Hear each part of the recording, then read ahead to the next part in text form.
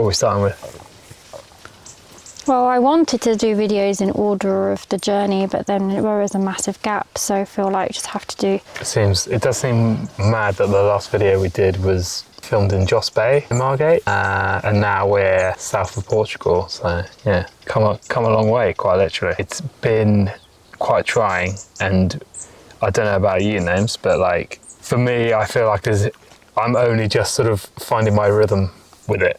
I don't think I found a rhythm yet. Maybe like maybe it is just that. I think I don't think I had ideas of like it being this beautiful, creative, unfurling process as such. Yeah. But I definitely felt like there would be more elements to it where there would be more like softer times, I think. But I do think that we've had more trying times as well. Yes. Yeah, I think it has been particularly tough. Like, we've not had the best of luck. So, yeah, I mean, it's been quite trying.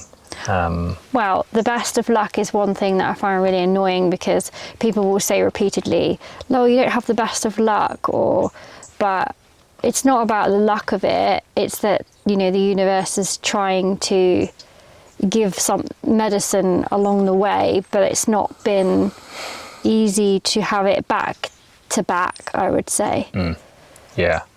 So maybe just like this could just be the top few things that have happened, and then maybe we can then get back on course with what we actually want to talk about in terms of how we got to this point. Because otherwise, if we're like posting things, I think people might miss the reality of what's been happening. Yeah, that's the thing. I think we always just want to be like, just show it in the most authentic light as possible. So yes. Yeah, so we left the UK on the 30th of October. Yeah. And it wasn't like we left on a high. It was like this bubbling excitement. It was like we left because we finally got to the point where there were no lights on the dash of the Vario. And it was like, if we don't leave now, we won't leave, because there just might be another thing. And we just like had spent like a final £700 replacing the back brake sensor that we'd already just replaced. Not that we ended up paying for it, because it wasn't our responsibility to pay for that brake sensor and brake pad scenario that actually should have been done before we bought it. But then I think because as well, it's so, we knew the weather was going to turn, and we were like, we had like high hopes to get to Morocco for Christmas. And we know that that's not going to happen now for many reasons. So it just is quite frustrating that, not that the plan didn't go to plan, because no plans go to plan, but the weather genuinely isn't as warm as we want it to be. Yes, the whole point, you know, a big part of this was sort of chasing the sun and getting the warmer weather and, you know, getting south as quickly as possible to try and chase that warmer weather. But we sort of feel like we've kind of missed it slightly. You need a dog? What for? No, you don't need the dog. The dog's fine. Dog's over there. She's having a lovely time. Yeah, just leave her be. So I mean, well, everyone will say the Algarve is warm enough for them. Yeah. But the Algarve is not warm enough for me. I mean, you're chasing proper warm weather. Well, it's 19 degrees. Like today, it's like 17 degrees, 18 degrees. But I'm still in a jumper, a long sleeve, a vest top. Yeah. And I'm not that warm. Want it to be like, you know, laying on a sunbed, really, weather. Yeah, like, and I want it warm. And it's like a nice, you know, it's like a nice spring day. Yeah. That's what we're getting. Yeah. Yeah. Which is nice, but obviously not what we're after. No. But when we left the UK, there's been 3 major trials, I would say. Are we going to be on the same page? What were the 3 major trials? We're not playing this game. 3 trials. Okay, the first one was the weather and driving. So when we started across the continent, the weather became quite windy, wet. Then when we hit towards the bottom of Portugal, we were literally kilometres away from the tornado that killed that 80-year-old woman in the campsite. Yeah. I mean, it could have been literally... You literally could have been parked there. You know, the campsite it ravaged, that literally could have been us. And I mean, that would have been particularly trying.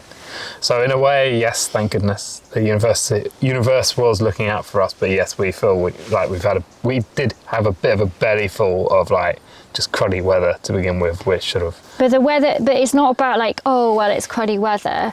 It makes everything harder anyway in a van, I think anyway. But also the Vario, she's quite top heavy now with the rack on her, and she's tall. Yeah. She's wide, but she's tall. Yeah. And she is heavy, you know, and she's filled with us and stuff. I mean, we don't have loads of stuff in it compared to what I imagine some people carry. We haven't got a motorbike in there or anything like that, like what we've seen. We don't have a trailer on the back, but she's still like on the toll roads, not in the France ones, because in France they were inland, but when we went to Spain and then we went down into Portugal, the rain and the wind was so much on the Vario that I was struggling to control her on the toll roads. And I honestly thought, there was this moment where I honestly thought we were all going to die on a bridge in Spain. Yeah, it was when we came into, What was that area of Spain? Anyway, Well, the bridges were freaking insane. They were so high in the and they would like just like bridge after bridge after bridge going through the mountains. Yeah, just coming through the Pyrenees, like from France into Spain, and then just the sort of it was like a particularly windy day. We're having to drive over like several bridges, like in that Basque region, and Nomi, you were sort of. I just thought I was gonna die. Yeah. I thought I've just brought all my family to die on a bridge. You literally. I actually screamed, I want to go home at one point. It seems odd because there would have been like stronger winds at other times. There were strong winds, but you feel like they could have been like stronger. It genuinely felt like the van was just going to get just let. I just have this vision. Blown off. I constantly say, is the van going to roll over? That's what I constantly think, the van's going to roll over. It's just this like fear. But in that moment, it wasn't just because it's the thing. What you're dealing with on these big toll roads is the lorries going past. So you're already struggling, and I was crawling at like 30 mile per hour, and then the lorry would come past and create, what do we call it? Buffering? Buffeting. Buffeting effect. Yeah, and then she would just be like, yeah, and like, sort of and it was shake. like constant. You would just be like, and then you'd be like, oh my god, and then you'd get her again, and then another one, and then another one, and I was like, I don't think I'm. But then when we got to Spain, then we parked up at Spain. We went to this hill, didn't we? Where it was like it was like a municipal park up in this beautiful tiny village in Spain on this hill. 5 degrees, wasn't it? Yeah, it was 5 degrees. It was 5 degrees. And then the guy in his 4x4 came past, who obviously was like the ranger or whatever, looked after the area. He was like, lovely views up there. 4x4, we were like, no. And he was like, well, I won't go up there then. We're just going to check if we can go up there because it's rained so much. That's how bad it was. It was pretty bad, yeah. It was really, really bad. Really, really bad. Yes. But then when we got past the tour, then we went, we had some interesting treks, which I'm sure will come up at some point, where we decided to go to like communities and down these awful roads, which fine, each to their own, but my nervous system was fucked by then. Yeah, absolutely. And then we got to the Algarve, and then since then, for the last 2 weeks, it's been like okay weather, it's been fine. Yeah, lovely. Yeah. But like I say, just like not hot enough. Just not sunbathing weather. No. Second thing, which I think was really challenging, was right at the beginning, day 2. I would say that was one of the other things. So we were parked up in one of these places that you see on Park for Night, and it had really good reviews on Park for Night. That's an app for looking for free places or places to stay. And it was a park just outside a little French village called Bazauge. Yeah, and we were sort of confident. We were really happy with it. Had like a little playground and like a little basketball court. Got the basketball out, and then when we sort of settled in, it was actually because we went over on the 30th. It was actually Halloween night. Yeah, it was 31st. That's right. So we watched a bit of Hocus Pocus. Kids got ready for bed. I was just doing the washing up, and there was a bang. Yeah. Just while you were reading them a book. Yeah. And I looked around and said, oh, did one of you just sort of knock the side or something? Yeah. And you guys were like, no. We were just going to say, did you hear that? Went out to see if there was anybody out there. There didn't seem to be anybody out there. Stuck the alarm on. We've got like a Vanguardian alarm that we haven't actually been using, but we At just, night. Yeah, at When night. we left the van, if we don't really leave the van Yeah. very often, but if we left the van, We'd put it on. we'd put it on. But we haven't put it on with us in the van No. at night. No. So we decided, because now we're in a sort of a free park up, let's just put it on. Yeah, anyway, it was sort of, I don't know, how long was it? Like, Paloma and I were reading still, and everyone else had fallen asleep, maybe like 20, 30 minutes later. But one thing to note, which we didn't notice until we think retrospectively, was that the lights in the park had gone off. yeah. So normally all lights seemingly in the continent remain on, like outdoor lights, Yeah, which is normal anyway. where I we've would say. stayed up in these kind of parks. But the their lights have stayed on gone all off. night. Those Yeah. lights have gone off. And then they must have waited for our lights to go off in the van. It was about 20 minutes after that, I would say. I heard it as the Paloma screamed out and was crying and hyperventilating, and the Vanguardian was proper going off, the alarm. And they'd basically tried a door. We're not sure whether it was the sliding door or the front door, but basically we heard the door. You think maybe because you were sure you'd locked the sliding door, Yeah. but when Paloma and I went to the sliding door, it was unlocked and it had been tried. Yeah. So we think they'd picked the lock. Yeah. Which for us is mental because we can't even unlock the Vario doors. If you have a Vario, then you know the Vario doors and the locks are beggar belief, quite frankly, that they even tricky. So they didn't all get recalled back in 2000 or whatever for shit locks.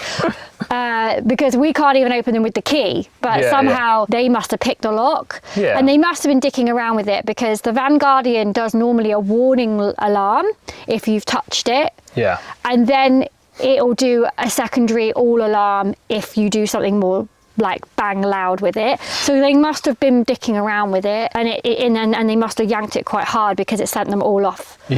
But the thing I found the most challenging in that scenario was that I felt like, oh shit, they know we were in the van, so they're trying to get in the van with all of us in it, but we don't have any protection if they got in and we were just there. We're on this like, well, if we park in a free park up now, which is what we didn't do moving forward for a bit because it basically really scared us and the children, but we were like, what would we do if they got in?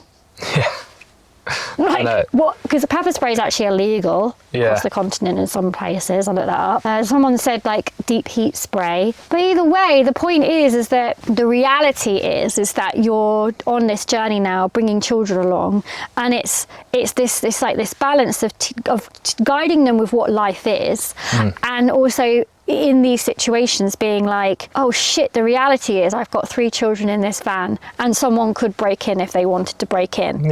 And we've always said, because we thought about what things we needed for the van, and we've always said that if they're, you can have all the things in the world, it could be like 4 fucking knots, but if they want to get in, is it knots or knocks? Knocks, yeah. If they want to get in, they'll get in. That's it. If they want to get in, they will get in. And obviously the Vanguardian was enough to scare them. We packed up and we left straight away. Obviously we weren't hanging around for them to come back. And when we left, the only thing we could see was one person on their phone on a roundabout. On like the children's like play. That was the only thing that we saw. But that really worried. That's just, I mean. Well, I think it was probably, like I say, the universe just giving us a little bit like, you're being a bit, just giving us a heads up, like, don't be too sort of.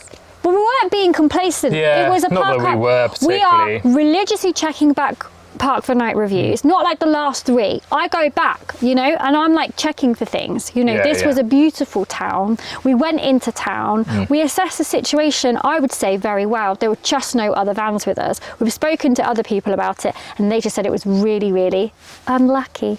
But it made us realise that we do have good protection on that van, and we've got more things on that van that protect us and protect it, but the reality of it is that the children need to feel secure in a place that we park up as well, and that we all situate, we're all like okay with where we're parking up. Third thing,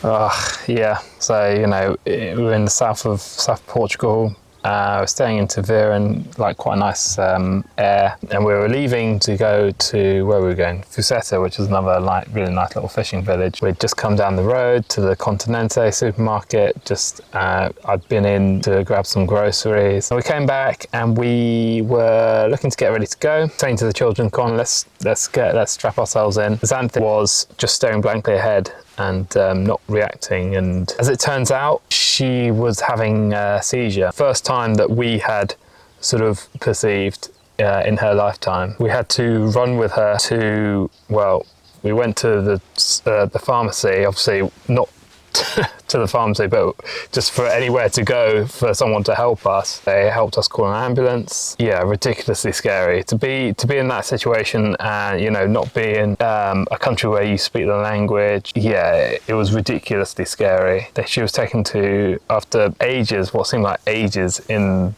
the ambulance on the side, like where she was.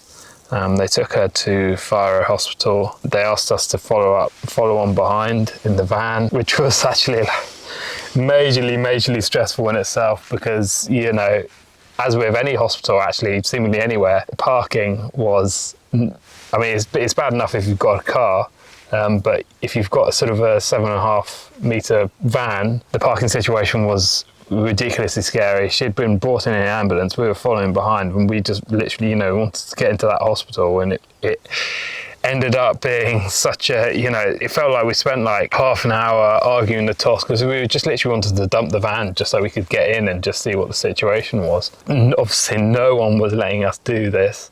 You know, trying to explain, like, you know, we were pretty desperate. It just made like a really stressful situation a bit more stressful. Obviously, we understand that it was difficult, and that's why everybody kept saying, it's like, well, it's a big van. Like, it's grande van. It's like, no, I know we didn't choose, you know, we didn't have a car and this, and we didn't choose this over a car. This is all we have to follow up in. Yeah, it was really difficult. Eventually someone did help us, and we were able to sort of just perch in a disabled space. No, we were in the ambulance car park. Okay, we were in I got a photo of it in the ambulance. Yeah, we were in an ambulance space, sort of outside the paediatric emergency place. But yeah, it was just really scary. I don't know to what extent you want to sort of go into it.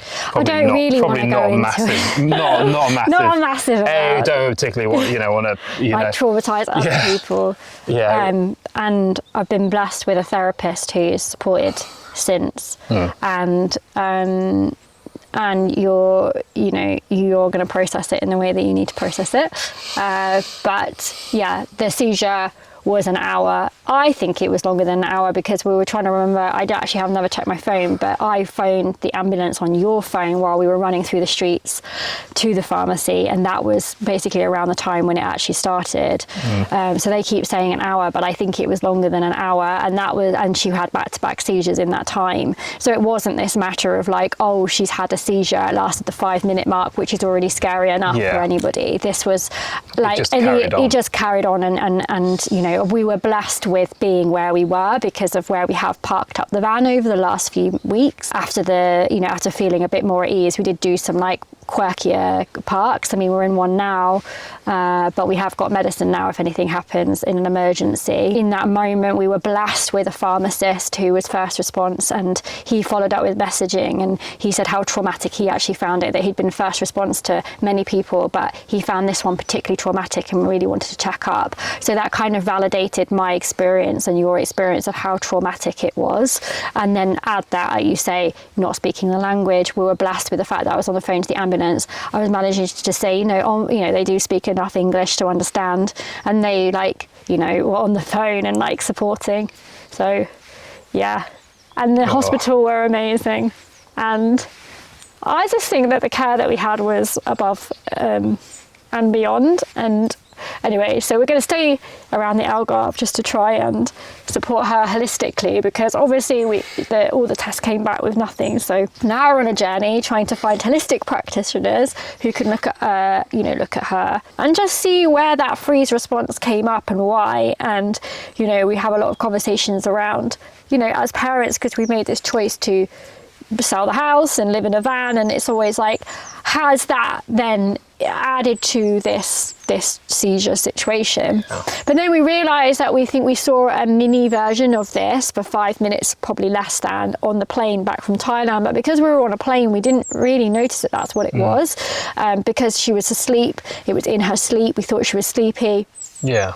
And so retrospectively, we realised that it was the same thing that we saw, like the twitching and similar, like the way she was. Yeah. So we definitely thought it was weird at the time, yeah, but we then did. we sort of put it down to her just being sort of in a sleep, state tired, of sleep, on the plane, long haul flight, like never seen it before in our lives. I've never seen a seizure. I mean, I was in the classroom for 10 years. I never saw a child have a seizure. I've never seen an adult have a seizure. So yeah, it's been one of those things which we haven't seen in our lifetime and understood. None of the air stewardesses flagged it, but people came up to us. A woman actually came and spoke to me and she didn't flag it either. So no one flagged it. So I spoke about that with my therapist around like missing that and feeling guilt around that, and then traveling here and not knowing that this is something that she's dealing with. But I truly believe that with the right, holistic practitioners, and we're still under Faro's hospital care just for a little bit longer while we work out what we do next medication wise, I think will be something that will really greatly add. And also the universe is like divine timing of it, with exactly where we were when she exactly had that seizure at that exact time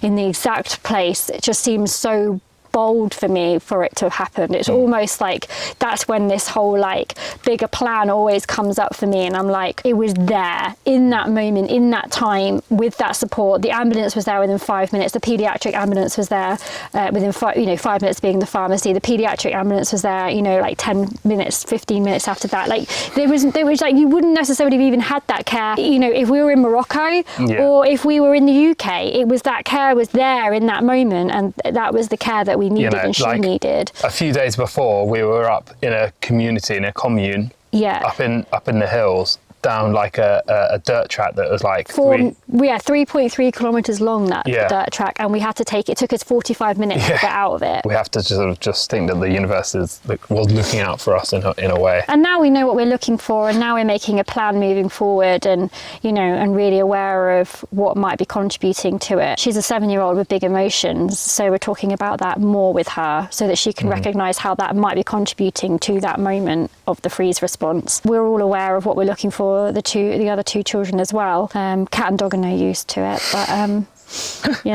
they're there for the calming impact. So more the cat than the dog for her. She doesn't love the dog. Those are the big moments that I think made it feel like we're unable to document, because for me it was a survival for a bit, and I feel like we've been in survival. It's definitely not felt, although like I say, we want to be as authentic as possible, like not really the kind of thing that we want to put across. So, it's just good to sort of give a bit of an update on where we are. But also I think it could have been like, it's like, oh, well, let's share it. It'd be like, that. Yeah, like do like a clickbaity thing. Oh, major incident. In France or something, and it's like, actually for me, this is a nervous system led unfolding for our family and for people to, see and witness. And I can only record and be in that moment when I feel like I have a level of landing myself and can come from that rooted space. It has to be. We're not here to be sort of sensationalist and like make out as though it's something that this amazing, beautiful, wonderful, just like look at us farting around in a hill. We are actually farting around in a hill today, but it's not as like it is a journey that's going to take a long time for us to land in, and more so than I've realized. But adding on to that, other things that have happened, I think it's just going to take a lot longer than we thought, maybe, to get into a groove, a rhythm, as you started with. Getting there. Yep. All being well, this might not actually be blurry, but we'll have to see. Oh, nice. The end. Oh dear.